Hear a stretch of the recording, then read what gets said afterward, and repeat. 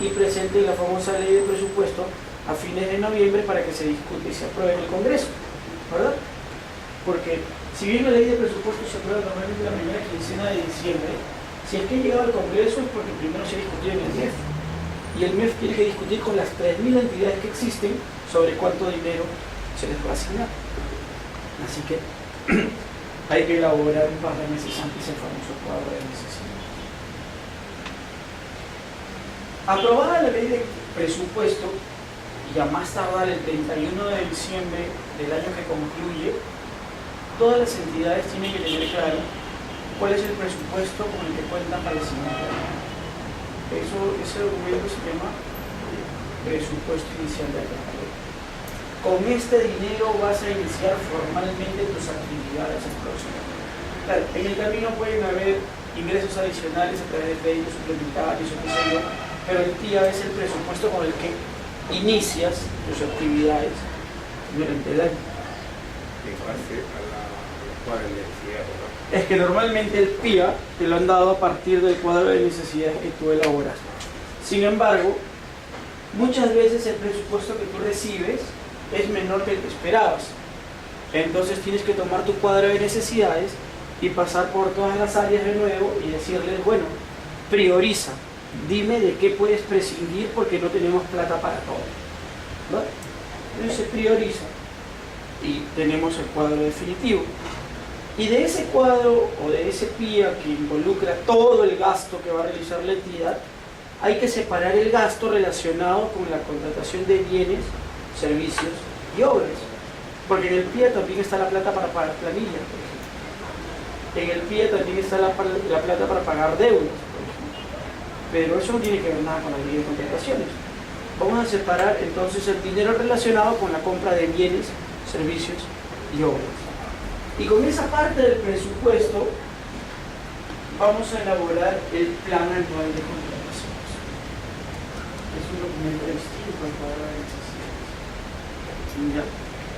El plan anual de contrataciones, ¿para qué sirve? Les decía hace un rato que vamos a pensar en comprar como si compráramos para nosotros. Cuando tú recibes tu sueldo, ¿qué haces normalmente? ¿Sales corriendo y lo gastas?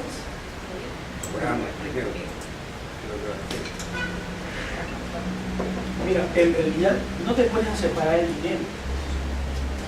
Lo que haces primero es pensar en ¿qué necesito este mes? Porque en todo, absolutamente en toda decisión de compra, parte de una necesidad que puede ser básica o no tan básica, ¿no? Pero necesidad al fin. O sea, cuando yo compro comida, estoy buscando que va a ser una necesidad básica. Si me voy a comprar un par de zapatos, para mi cuestión de necesidad. Si me voy a comprar un Nintendo, no es una necesidad básica, pero es una necesidad al fin, ¿verdad? Si no creyera necesitarlo, no me lo compraría. Aunque sea para distraerme, lo necesito. Entonces, claro, toda compra parte de una necesidad, toda. La que hace el Estado o la que hacemos nosotros. Entonces, cuando recibes tu sueldo dices, ¿y en qué necesito gastar este mes? Y ahora, bueno, yo tengo que pagar la primera semana, tengo que pagar la casa, porque puede ser que vivas en una casa de alquiler o puede ser que estés pagando un crédito hipotecario, entonces tengo que pagar la casa. Y además tengo que gastar en alimentación, y además tengo que gastar en servicios, y además tengo que gastar en transporte, y además tengo que gastar en vestido, y además tengo que destinar cierta cantidad de dinero para la educación. Ya está, ¿no? Importantísimo. Entonces, eso es lo primero que haces. Dices, ¿en qué voy a gastar? Luego, ¿en qué más piensas? Bueno, ya sé en qué voy a gastar. ¿Sabes cómo lo quito el primer día y gastas en todo? No, ¿verdad? Dices, la siguiente pregunta es, ¿y cuándo tengo que gastar eso? ¿Verdad? No, la casa se paga siempre la primera semana del mes. Los servicios normalmente se pagan durante la primera quincena, ¿no? Los recibos se vencen entre el 9 y el 15. La comida se gasta de una manera bastante particular, porque una parte se gasta semanalmente. Cada semana tú vas al supermercado y haces las compras para la semana, ¿verdad? Que como trabajas de lunes a viernes, no puedes ir todos los días, y además de destinar cierta cantidad para 4 sábados, tienes que destinar otra cantidad para gastar día a día, porque a la hora del almuerzo no regresas a tu casa, comes por tu trabajo, ¿sí? O llevas tu lonchera. No, pero hay quienes no llevan la comida, sino que bueno, comen por allí cerca. Entonces, además de gastar en alimentación semanalmente, gastas otra parte, la gastas diariamente, ¿no? Lo que yo compro los sábados son para las cenas y los desayunos, pero los almuerzos son día a día. Hay quienes sí, quienes no, pero vamos a pensar que en nuestro caso funciona así. Luego, ¿qué más teníamos que pagar? El vestir. Mira, el vestir, los servicios del colegio forma parte de los servicios, no, luz, agua, eso, agua no se puede, luz, agua, el colegio. Educación es otra cosa. La educación también, eso también se paga la primera semana. Y luego, tienes el vestido. Entonces, bueno, en ropa tengo siempre dinero destinado para el vestido, pero vamos a dejarlo para la última semana. Si nos queda dinero, genial, si no, bueno, pues, ¿no? Entonces, claro, hay imprevisto siempre, ¿verdad? ¿Qué estás haciendo? Todo eso, el qué y el cuándo, tiene que ver con programar tu gasto, ¿verdad? Porque no solamente en qué voy a comprar, sino también cuándo lo voy a comprar, ¿verdad? Bueno, el plan anual sirve para eso, ¿verdad? Sirve para eso. El problema está en que como tenemos la obligación de elaborarlo y aprobarlo dentro de los 15 días siguientes de aprobado el PIA, ¿no? La entidad que hace es hoy. Y hay otra disposición que dice que no se puede convocar ningún proceso de selección mientras el plan anual no esté aprobado. Si es que no está incorporado en el plan anual, salvo las menores cuantías no programables. Pero miren, si mi plan anual todavía no está aprobado, no pueden haber menores cuantías no programables, porque la primera herramienta de programación es el plan anual, y si el plan no está elaborado, todavía la menor cuantía es programable. Pero mientras no haya plan anual aprobado, no hay menor cuantía no programable. No existe. Las menores cuantías todavía se pueden programar. Entonces, ¿cómo debemos traducir estas dos disposiciones? Si es que no tengo plan anual aprobado, no puedo convocar nada. No puedo convocar nada. Y las entidades, como viven a la carrera siempre, ¿qué hacemos? Mira, pongan en el plan anual lo más urgente e importante y ya después lo vamos poniendo en el camino. Porque como el plan anual se puede modificar todas las veces que nos dé la gana, entonces después lo modificamos. Yo lo entendería si es que tú pones lo más importante, pero no dejas de trabajar en tu plan anual y dentro de los 15 días o dentro del mes siguiente tú lo completas y programas todo el año, ¿verdad? Pero normalmente, o muchas entidades lo que hacen es poner lo más urgente en el plan anual y luego olvidarse del plan anual. Y cada vez entonces que hay que convocar algo que no estuvo en el plan anual original, hay que modificarlo. Y ahora hay que volver a convocar este proceso. Pero no es en el plan anual, y hay que modificarlo. Entonces allí sí, pues el plan anual para lo único que sirve es para hacerme perder el tiempo antes de cada convocatoria. ¿No? ¿Pero por qué? Porque no lo elaboré correctamente. Porque si no, no me debería generar ese problema. Y no solamente no me debería generar ese problema, sino que me debería saber para lo que dijimos hace un momento. Miren, ¿cómo debería elaborarse el plan anual? Les voy a contar la idea. Yo sé que así no se hace. Ya, porque ustedes van a pensar, bueno, pues es que tú me cuentas eso, pero así no es la vida real. Yo sé que así no es la vida real, pero así debería ser la vida real. Cuando se elabora el plan anual, lo que se debería hacer es decirle, oye, aquí tenemos todas estas compras que realizar. Ya está. ¿Cómo hacen los logísticos nuevamente? Además, cuando no lo hacen en la empresa, miren, acá somos tantos. Vamos a dividir, pues. Hay que hacer 100 compras, vamos a poner 25 cada trimestre.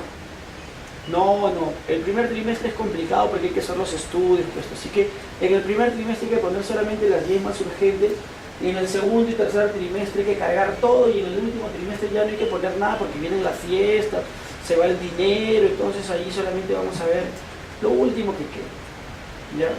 Y entonces en función de como el logístico, como el área de logística quiere trabajar, es que se programa. Y después te agarras y convocas, contratas, y el usuario te dice, oye, pero yo no lo quería ahora en octubre, yo lo quería en junio.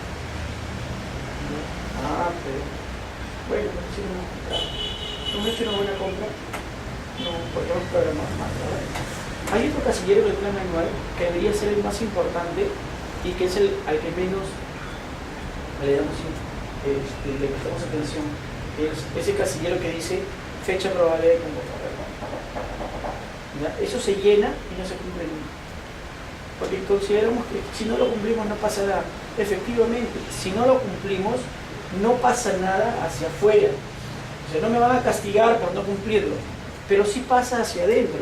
Porque si yo no cumplo con la programación, hay algún área y por lo tanto mi entidad que no ve satisfecha su necesidad oportunamente.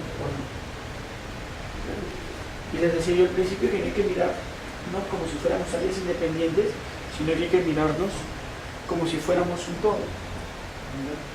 Entonces, ¿cómo se debería hacer? Querías camionetas, ¿verdad? Sí. ¿Quién está hablando? El que hace el plan anual. Es logística normalmente. ¿Con quién está hablando?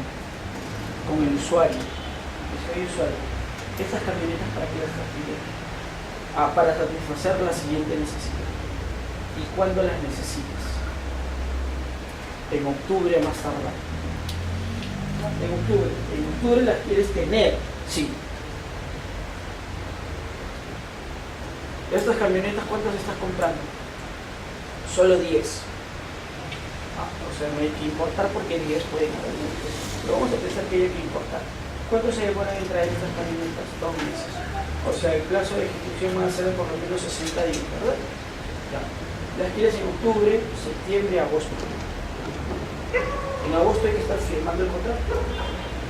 Eso significa que te has tomado primero 10 días para firmarlo. Porque el proveedor te tiene que traer los documentos en 7 días y tú tienes que revisarlos el día siguiente para firmar el contrato. Y por el monto es una licitación, así que hay que esperar 8 días para el consentimiento. Que tenemos 18 días. Y una licitación bien hecha, ¿cuánto demora? 45 días, más o menos, mes y medio, si no hay problemas. Si no hay ningún tipo de problema, nos demora más o menos mes y medio. Una licitación desde que se convoca hasta que se otorga. Ya tenemos ¿cuánto? 2 meses más, vamos a poner. Estábamos en agosto, ¿no? Julio. Pues a principios de junio como máximo debemos estar convocando este proceso si es que queremos las camionetas en octubre. Porque si no lo convocamos en junio, no las vamos a tener en octubre y ni a balas. Así que tú en esa compra pones fecha probable de convocatoria, junio. Y ese ejercicio debería hacerse en todas las compras. Porque eso implica programar bien. No es cómo, cuándo voy a comprar. La pregunta es, ¿cuándo necesito comprar? ¿Verdad? No es cuándo quiero, cuándo puedo, no. ¿Cuándo necesito comprar? De esa idea debemos partir cuando elaboramos el plan anual. La cosa es que nuestra fecha probable de convocatoria responda a la necesidad que buscamos satisfacer. Es complicado y es difícil de ser, les digo, porque normalmente las decisiones se toman desde un punto de vista bastante político, pero ese debería ser el ideal. Ese debería ser el ideal. Y no esperemos, yo solo recomiendo más que sea una exigencia, al mes de enero, porque el mes de enero normalmente estamos a la carrera. Si bien en diciembre no tenemos el día aprobado, hay cosas que sabemos que nos van a aprobar o no. Puede que el dinero para inversión esté en el aire. Pero dinero para vigilancia me van a dar, dinero para limpieza me van a dar, dinero para papeles me van a dar. O sea, hay un montón de cosas que yo sé que me van a dar. Entonces eso, mi plan anual yo lo puedo ir avanzando desde antes en función de la necesidad que se busca satisfacer. Probablemente no se hace, pero se debería hacer, ¿verdad? Una vez más, esto no está en ningún lugar de la norma. La norma simplemente te dice que lo tienes que elaborar dentro de los 15 días siguientes de probabilidad. Y nada más. Es un tema de gestión. Porque bien hecho o mal hecho, tú el 19 de enero como máximo lo tienes que tener aprobado, ¿no? Claro, si son 15 días y te pegan el 31 de diciembre, ponle 2 fines de semana, 15 días hábiles es el 19 de enero. El 19 de enero más tardar, tu plan anual tiene que estar aprobado. Bien hecho o mal hecho. Si tú quieres tener un buen plan anual, si quieres tener una herramienta que sirva de verdad, la respuesta no la encuentras en la ley. La respuesta la encuentras en tu capacidad de gestión comunitaria. Comienza antes, pon más gente de la normal a trabajar en eso, empodera a quien haga el plan anual, porque muchas veces esa decisión te pasea, si no, ya bueno, ya tú verás cuánto compras, cuánto tal, es tu función. Bueno, le tienes que dar poder al que hace el plan anual para obligar al usuario a sentarse y que te explique de qué trata la cosa y para cuándo lo necesita y cómo tú lo quieres y todo lo demás. Una vez más, es gestión. Entonces, esa es la primera función del plan anual, programar la compra, ¿verdad? Programar la compra, programar el gasto, programar. Desde el punto de vista de qué voy a comprar, cuánto voy a gastar y cuándo voy a comprar. ¿Cuál es la segunda función del plan anual? ¿Ah? Publicitar la compra. Publicitar la compra. ¿Por qué? ¿Por qué digo que hay que publicitarla? Porque la norma lo exige. Sí, porque la norma lo exige, pero lo exige por algún motivo, ¿no? ¿Cómo que la norma lo exige? Dentro de los 15 días hábiles siguientes de aprobar tu plan anual, de aprobar tu PIA tienes que aprobar tu plan anual, ¿verdad? Dentro de los 5 días siguientes tienes que comunicarlo en el SEAS. Esas son las obligaciones legales dentro del plan. Pero, ¿por qué lo publicamos? Yo ya sé que voy a comprar, pero el mercado no. Pero eso es pequeño, Eso mira. Sí, el SEAS, si el que no lo publica, el SEAS te manda notificaciones y te dice, oye, y tu plan anual se publica. Y mira, acá abre internet.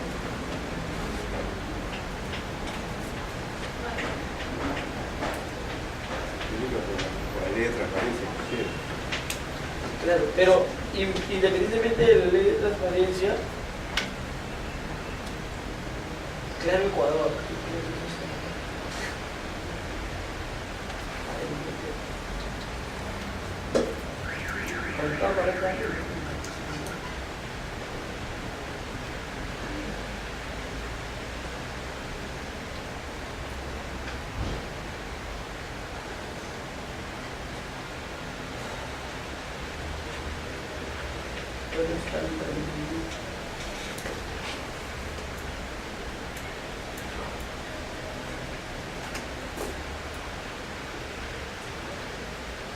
¿Dónde está el libro?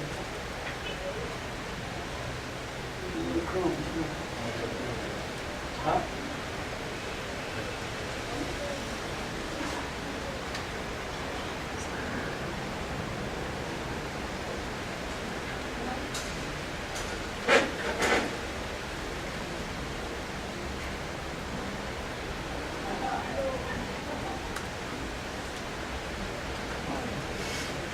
Entra el SEACE, entra a la página del SEACE y aparece un montón de pestañitas. La primera pestañita dice plan anual. Pinchas ahí y te van a pedir el nombre de la entidad. Pones el nombre de la entidad y te aparece el plan anual de esa entidad. Y tiene que ser el plan anual de todas las entidades habidas y por haber. Es una obligación legal. 5 días luego de probar el plan anual, publicar. Está publicado todo el año. Todo el año. Y si lo modificas, tienes que publicar la modificación. Ahora, ¿por qué se publica el plan anual? ¿Por qué la obligación de publicar el plan anual? Porque les decía, yo ya sé que voy a comprar, pero el mercado no sabe qué va. Y yo no puedo ir de puerta en puerta avisándole y comentándose. Entonces tengo que buscar algún mecanismo para informarle al Estado. ¿Y por qué tengo que informar, al mercado? ¿Por qué tengo que informarle al mercado? ¿Cuál es la gracia? Ya, finalmente si quieren que vengan, pues exacto, ahí está el término. No es si quieren que vengan. Dijimos hace un momento que una de mis obligaciones es incentivar la participación. Porque a mí, más que a nadie, le interesa que el mercado concurra. Entonces lo que hago al publicar el plan anual es decirle, por si acaso tengo tanto dinero, me lo voy a gastar en esto, prepárate para venderme si es que te interesa. Los proveedores responsables, a principios de año, durante el primer mes normalmente lo que hacen es dedicarse a revisar todos los planes anuales de las entidades que le interesan o que están relacionadas con sus rubros. Y de verdad que se programan. Hay quienes sí y hay quienes no, ¿verdad? Pero muchos proveedores, normalmente los más serios, agarran y dicen, ¿saben qué? Nosotros vendemos carpetas y va a comprar carpetas. Antes era el ministerio, ahora es la municipalidad tal, la municipalidad tal, la municipalidad tal. ¿Sabes qué? ¿Cuáles son las compras más grandes? Las siguientes. De todas esas, esta sí, esta también, no, esta no, porque esta entidad es poco seria, esta entidad es muy desorganizada. Entonces, planea su estrategia de acción para el Estado. He visto proveedores que dicen, mira, esta compra es muy buena y la tenemos que ganar, ¿verdad? Y mira la cantidad que están comprando. ¿Cuándo van a comprar? En junio. Por eso es importante la fecha probable de convocatoria. En junio. Ya. Entonces, para esa época no hay que comprometernos con otros contratos porque si no vamos a exceder nuestra capacidad de atención. Pero este contrato lo queremos de todas maneras. Entonces, el resto de su estrategia de compra se va tomando en función de esa información. Hay otros que dicen, no, me interesa pero no quiero sacrificar esas ventas. No importa, tenemos 6 meses para incrementar nuestra capacidad productiva para poder atender ese contrato sin sacrificar lo demás. Entonces, el mercado serio, que es finalmente el que nos debe interesar, utiliza la información del plan anual para tomar decisiones de negocio. ¿Verdad? Ahora, los proveedores serios, por el hecho de ser serios, también analizan todo. Y si es que el primer mes o el primer año utilizan esta información y se programan y se dan cuenta que todas las fechas probables de convocatoria son un saludo a la bandera, el siguiente año ya no lo utilizan. O simplemente decide retirarse del negocio porque son muy informales estas entidades. O dirá, estas entidades sí cumplen con su programación, estas otras no cumplen con su programación y bueno, pues si es que estamos en capacidad el día que lo convoquen concurriremos y si no, ellos se lo pierden, ¿verdad? Y nosotros hemos perdido un buen proveedor por informar. Importante también, vemos de a poco la importancia no solamente de programar bien, sino de que lo que publicitemos responda luego a la realidad, ¿verdad? 2 funciones del plan anual que tenemos: programación y publicidad. Y la tercera función del plan anual, ¿cuál es?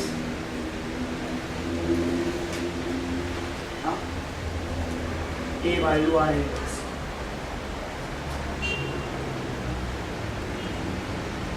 ¿Cómo es esto de evaluar el gasto?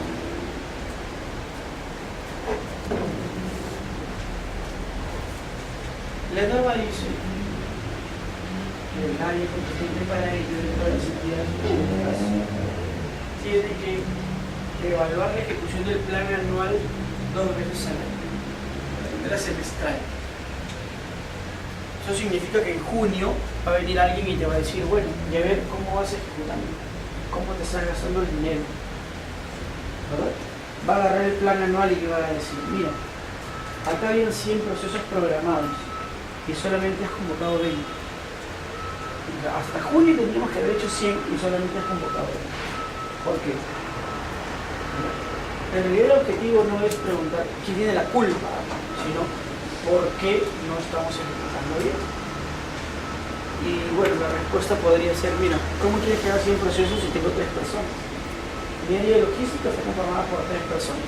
Es imposible que yo pueda realizar 100 procesos. Bueno, ya tenemos el diagnóstico, ¿no? Hay que repotenciar las soluciones, repotenciar el área de logística para que durante el segundo semestre se ejecute mejor. Pero también puedes voltear y darte cuenta que hay 20 personas en esa área de logística y no han podido hacer 100 procesos en 6 meses. Claro, hay alguien que está trabajando mal, hay alguien que se pasa leyendo el periódico, que se respalda, que se... ¿no? Entonces, habrá que decir quién está trabajando mal. En realidad normalmente es el jefe, porque si hay 20 personas y una persona no los puede hacer trabajar bien a los 20, él es el primero que tiene que cambiar. Y por diferentes motivos, ¿eh? Porque asigna y no controla, porque asigna mal, puede que a 3 o 4 le dé toda la carga y como los demás no confían o no están dentro de su línea de trabajo, no les da trabajo. Hay 20 personas, 4 trabajando como burros y 16 leyendo periódico. Y ahora ya, antes se notaba cuando alguien leía el periódico, ¿no? Porque tenía todo el pedazo abierto en el escritorio, ahora la ley se me y parece que está trabajando. Sí. No. Oye, claro, las entidades públicas restringieron el acceso al Facebook en todas las computadoras, pero no contaban con los smartphones. Ahora, con los teléfonos, igual ves a la gente que el Facebook todo el día. Pero bueno. Entonces, en este segundo caso, el tema también está en mejorar el área de logística, pero no a partir de la repotenciación, sino de la mejora de sus acciones. Habrá que cambiar a alguien, habrá que despedir a algunos, habrá que jalarle las orejas a otros. Pero el objetivo no es ese, no es castigar, no es encontrar el culpable. El objetivo es identificar el problema para mejorar el gasto durante el segundo semestre. Esa es la lógica. Es más, vamos a ver un enfoque distinto. Miren, ya hemos ejecutado la mitad de los procesos y casi todos los hemos adjudicado a un monto menor al que pensábamos adjudicar. Por lo tanto, nos han ido sobrando pedacitos en todas las contrataciones. Cuando nos dieron el PIA, al ver que teníamos menos dinero del pensado, sacrificamos varias compras, ¿verdad? Pero ahora que tenemos varios saldos, podríamos pensar en reincorporar a nuestra compra eso que sacrificamos o no. Claro, yo había decidido no comprar las cámaras de video porque ya no teníamos plan. Pero ahora que tenemos, vamos a comprarla. Ya no servirá en este año, servirá para el siguiente, pero hay que comprarla. Entonces, puedes reformular tus metas a partir de la revisión del plan anual. Esa es la tercera función del plan anual. Evaluar el gasto. Otro error, esto que se hace a medio año, se hace también a fin de año. Pero fin de año es un poco un saludo de la bandera hacia afuera. El problema está en que se convierte en un saludo de bandera también hacia adentro. Les cuento por qué. Cuando estamos a mediados de febrero y vemos que ya no vamos a poder ejecutar más, ¿qué hacemos? Excluye del plan anual todo aquello que no se ha convocado. Entonces, nos sobraron 20 procesos que no convocamos y los excluimos del plan anual. Entonces, cuando viene la evaluación decimos, somos los máximos, plan anual ejecutado al 100%. ¿No? Todo lo que habíamos programado, lo hemos ejecutado. Ya, bueno, o sea, si vas a hacer eso, está bien, hazlo para que te aplaudan. Lo peor, o sea, lo malo es que lo hagas y después te lo creas. O sea, que quites tus 20 procesos, maquilles tu plan anual y después te convenzas a ti mismo que ejecutaste tu plan anual al 100%. Eso sucede. Ya, sucede. Si quieres maquillar tu gestión para que el que venga a realizarte, bueno, no tienes mucho de qué cuestionarte, genial, yo lo entiendo, pero si es que después no vas a creer que eres lo máximo, estamos en un problema. Lo que debes hacer es decir, bueno, si quiero un problema, vamos a hacer el mismo análisis que hicimos a medio año. O sea, ¿qué pasó? ¿Por qué a pesar de la reingeniería de medio año, igual no logramos terminar con todo? Son problemas internos, son problemas de afuera, son cosas que pasan siempre, es el margen de error que debe esperarse todos los años. Alguna respuesta debemos encontrar para, si hay solución, podamos solucionar. Eso respecto del plan anual. ¿Alguna otra pregunta respecto del plan anual? ¿Preguntas sobre el plan anual? Se han olvidado de ustedes hoy día con el tema de la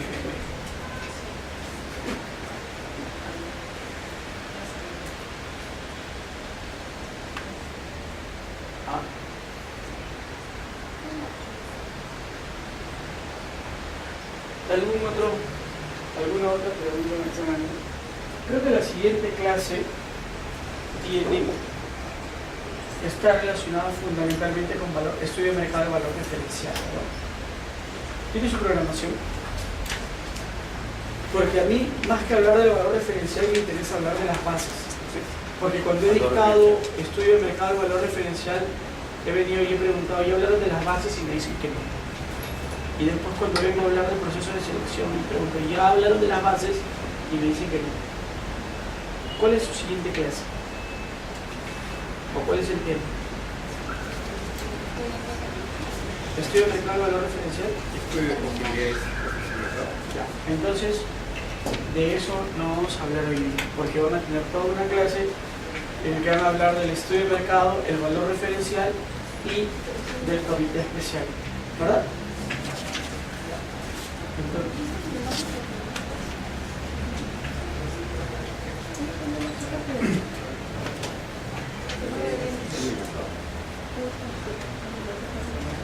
ya les voy a mencionar nada más lo que viene a continuación para que exijan que se los cuenten en la siguiente clase.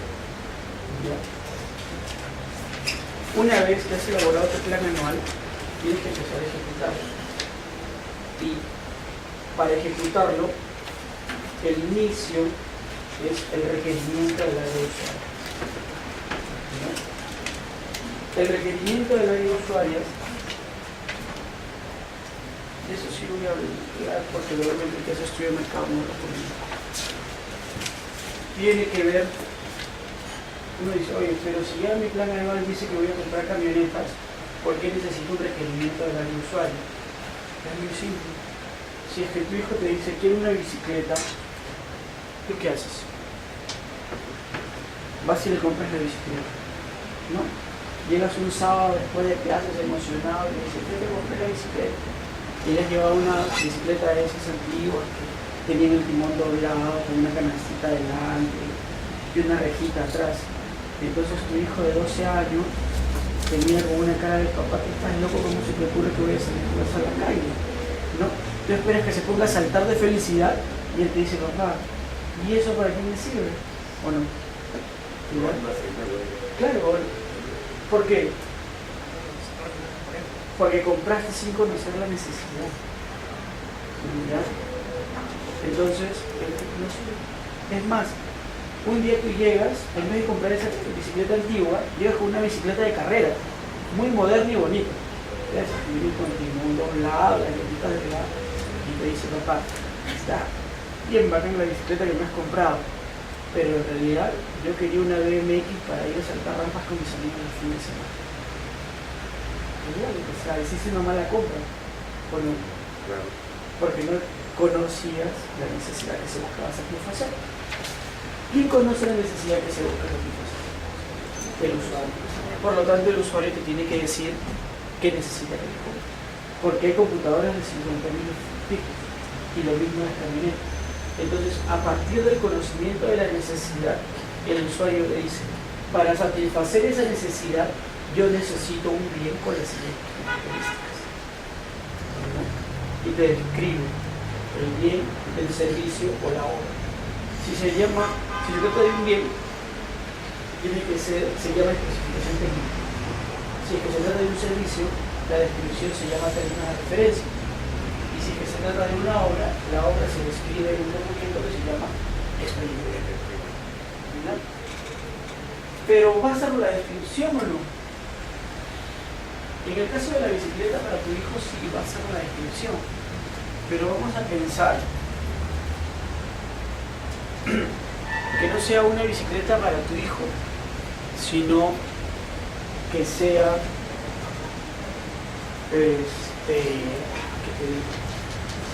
un vestido para un quinceañero de tu hijo. Entonces ya no te va a describir solamente el vestido, te va a decir, papá, por favor, que sea de tal tienda, que me permita refaccionarlo si es que no me queda bien, que además me lo entreguen en tal fecha y bla bla bla, ¿verdad? O sea, no solamente basta con conocer las características, sino todas las demás condiciones contractuales que yo voy a exigir como mínimo para satisfacer mis necesidades totalmente. No basta que, además de conocer la descripción de las camionetas, ¿qué tendría que decir al mercado? ¿Cuántas quieres? Eso no forma parte de la descripción de las camionetas, pero es tan importante. ¿Cuándo las quieres? ¿En dónde quieres que te las entregue? Si es una sola entrega o si son entregas parciales. Si es que le vas a pedir algún tipo de garantía.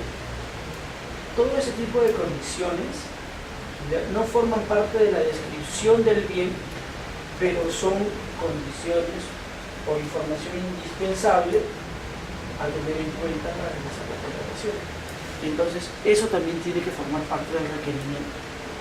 La descripción del bien, servicio o obra y todas las condiciones contractuales que como mínimo deben exigirse o cumplirse para satisfacer la necesidad. Y finalmente la norma exige que el requerimiento incorpore una justificación de la compra, ¿no? La famosa finalidad pública que se busca satisfacer, que no es nada más que indicar cuál es la finalidad del contrato. O sea, quiero las camionetas para incrementar la capacidad resolutiva de mi servicio serenata. Quiero las computadoras para implementar las aulas de los colegios de educación primaria del distrito. Entonces, esa es la finalidad de la contratación. La necesidad que se busca satisfacer es la finalidad pública. Esos tres elementos tienen que estar contenidos en el requerimiento. El requerimiento lo elabora el área usuaria y lo remite al logístico. Cuando el logístico recibe el requerimiento, ¿qué tiene que hacer con el requerimiento? ¿Qué hace? Es automático esto en la cabeza del logístico. Recibir el requerimiento tenemos que hacer un estudio de mercado.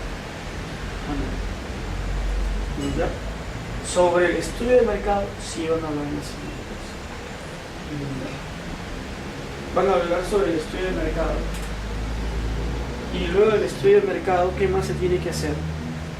El estudio de mercado no solo sirve para determinar el valor referencial. El estudio de mercado le sirve para muchas cosas.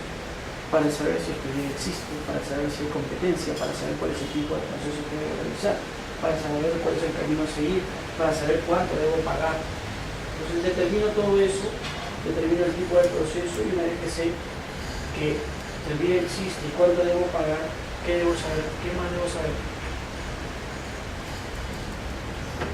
Mi hijo me pidió la bicicleta. Yo le digo, vamos a hacer un estudio de mercado. Voy a ir contigo a buscar bicicletas. Caminamos por 4 o 5 tiendas y finalmente escoge la bicicleta que quiere. Me da el precio. ¿Qué hago yo a continuación? Me meto la mano al bolsillo a ver si tengo la cantidad de dinero que me está pidiendo el vendedor. Lo mismo tienen que hacer las entidades públicas. Tienen que verificar si existe disponibilidad presupuestaria. Y además, en ese momento también se define si es que la contratación va a ser a precios unitarios o a suma de saldo. De todo eso van a conversar la siguiente clase. Y si es que no se los comento, le dicen ¿ya? Una vez que tienes toda esta información que se hace, se aprueba el expediente de contratación. ¿Ya? Allí nace el expediente de contratación, pero no se agota. El expediente nace cuando se tiene el requerimiento, el estudio, el valor referencial, el tipo de proceso, la disponibilidad presupuestaria. Con toda esa documentación lo aprobamos, pero está aprobado. A ese expediente, ¿qué es el expediente finalmente? En términos simples, el expediente de contratación es la historia de mi compra. ¿Ya? Entonces entendámoslo así, como el conjunto de documentos que me cuentan la historia de una compra. ¿Por qué? Porque allí va todo lo que les acabo de mencionar, pero también va la designación del comité, va las bases que se elaboraron, la aprobación de bases, la convocatoria, el registro de participantes, las consultas, las observaciones, los pliegos de absolución de consultas y observaciones, las bases integradas, las propuestas que se presentan, las actas de evaluación y calificación, el otorgamiento de la buena prueba, el consentimiento, los documentos que son requisitos para firmar el contrato que se firma, todos los documentos que se generan durante la ejecución contractual, la conformidad y el pago. Recién en ese momento se cierra el expediente y lo mandamos a archivar. Por lo tanto, si en algún momento yo quiero saber, oye, y esa vez que compramos las camionetas, ¿cuántos proveedores se presentaron? Vas al expediente y allí encuentras esa información. ¿Y cómo se hizo el estudio de mercado? ¿Quiénes participaron? Vas al expediente y ahí está esa información. Y cuando se firmó el contrato, ¿se ejecutó bien o hubieron problemas? Vas al expediente y ahí te vas a dar cuenta si se entregó el plazo, si se aplicaron penalidades, si es que tuviste que ejecutar la garantía o qué sé yo. Entonces, cualquier aspecto relacionado con una compra debe estar dentro o debes encontrarlo dentro del expediente de contratación. Por eso yo siempre digo que es la historia de la compra. Es el libro que te cuenta la historia de la compra. Cuando tienes esta primera información de la que acabamos de hablar, se aprueba el expediente. Allí nace el expediente. Ese expediente aprobado se lo entrega a un comité especial que han designado para conducir el proceso de selección. De cómo está conformado el comité y cuáles son sus facultades y cómo es que se reúne y cómo es que decide y todo lo demás, también van a conversar la siguiente clase, porque es estudio de mercado de valor referencial y comité especial, ¿verdad? De lo que he visto que no está en ninguno de los módulos es hablar de las bases. Y las bases son importantísimas. La primera función, uno dice, el comité especial, ¿qué es? Es un órgano colegiado que se conforma para conducir el proceso de selección. Sí, pues eso es verdad, pero es una respuesta incompleta, porque la primera función del comité especial es elaborar las bases. Y la elaboración de bases no está en la fase de selección. La elaboración de bases forma parte de la fase de preparatoria. Es lo primero que hace el comité. Cuando recibe las bases, el expediente de contratación, tiene que elaborar las bases. Y cuando elabora las bases, la elaboración de las bases se ha convertido ahora en algo mucho más simple de lo que era antes, porque ya existen las famosas bases estandarizadas en la página web de los. Entonces, tienes la mitad de la información que necesitas en las bases estandarizadas y la otra mitad de la información en el expediente de contratación, ¿no? Porque cuando tú eres comité y elaboras las bases, no te inventas el valor referencial, eso está en el expediente, simplemente lo trasladas a la base. Tampoco te inventas las especificaciones técnicas, eso viene en el expediente de contratación, lo incorporas en las bases. Tampoco el tipo de proceso, porque eso ya viene en el expediente, o el sistema o modalidad de contratación, eso está en el expediente. Las disposiciones administrativas, las relacionadas con el trámite, tampoco te las tienes que pensar ni inventar, está en las bases estandarizadas. ¿Qué le ha quedado al comité especial? Elaborar los factores de evaluación, porque eso no está ni en el expediente ni en las bases estandarizadas. En las bases estandarizadas te dan recomendaciones, te ponen lineamientos, pero no te dicen qué factores utilizar. Esa es la función grande que le ha quedado al comité especial al momento de elaborar las bases. Y no es una función menor, porque miren, el pilar de toda contratación pública es el requerimiento y el estudio del mercado. Un buen requerimiento y un buen estudio del mercado te asegura una buena compra, o por lo menos le baja mucho el nivel de riesgo a una compra. Si tienes un buen requerimiento, o sea, sabes claramente qué vas a comprar, y ese es un buen estudio de mercado, y por lo tanto tus especificaciones están bien referentadas con el mercado y el precio es el adecuado, entonces tienes lo indispensable para realizar una buena compra. Vas a comprar lo que necesitas y vas a pagar lo que el mercado espera recibir.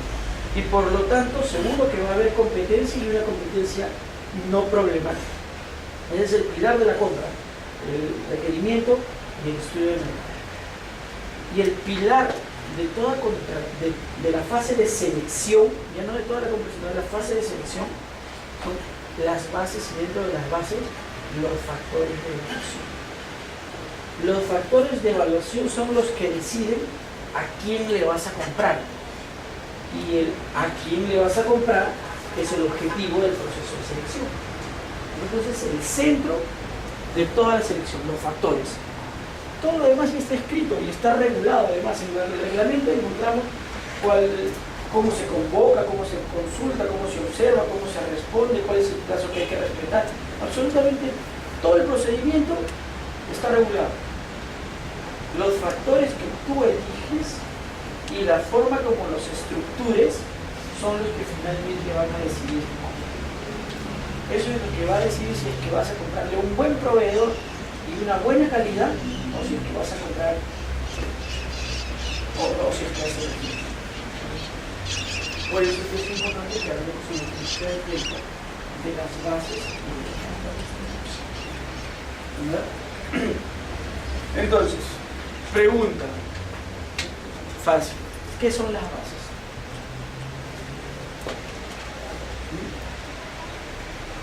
¿Qué son las bases?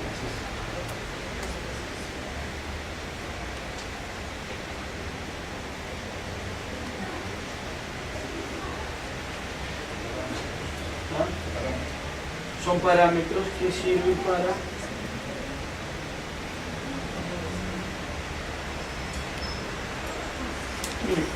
el concepto clásico es: las bases son las reglas del juego, ¿no? Las reglas de la selección. Y es un concepto válido. Yo iría un poquito más allá. Yo diría que las bases son las reglas de toda la contratación.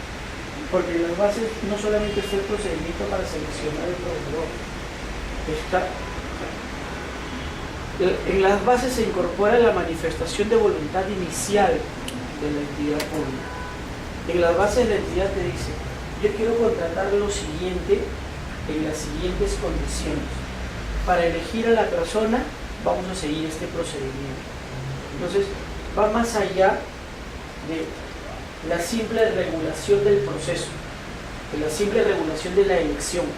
En las bases se te dice qué vamos a comprar, cuánto vamos a pagar y cómo es que pretendo, cuáles son las condiciones en las que yo, entidad pública, espero contratar. Entonces son las reglas iniciales para la contratación, no solo para la selección, no para toda la contratación.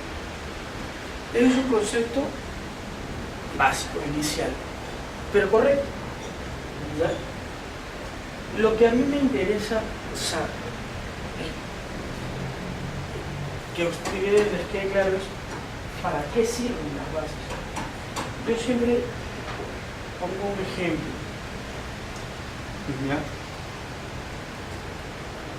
Miren, un día yo voy a mi casa y mi esposa me dice: Marco, ¿Has visto la refrigeradora? Sí, todos los días la veo. ¿Sí?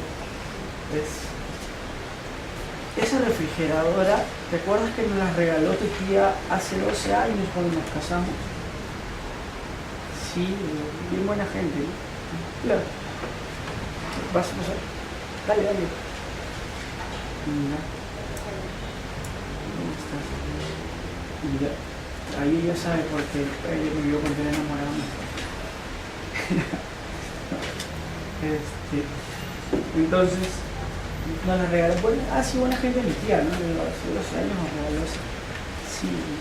Y no te da vergüenza que 12 años después sigamos utilizando la misma refrigeradora y regalada todavía. Entonces yo cínicamente le digo, no me vergüenza, prefiero regalarme. Bueno, independientemente de que seas un cara dura o no, necesitamos una refrigeradora diferente. Porque ya no somos dos personas, ahora la familia ha crecido. Y yo ya no puedo ir una vez a la semana al supermercado porque si compro todo lo que necesito para la semana, no entra en el refrigerador. Entonces, a pesar de trabajar, tengo que ir 2 o 3 veces a la semana e ir comprando de a poquito porque tu refrigeradora ya no sirve. Bueno, sí sirve, pero ya no es la que necesitamos. Ya no sirve. Tienes razón, ¿no? Está bien, vamos a comprar una refrigeradora nueva. Ya, vamos a comprar una refrigeradora nueva.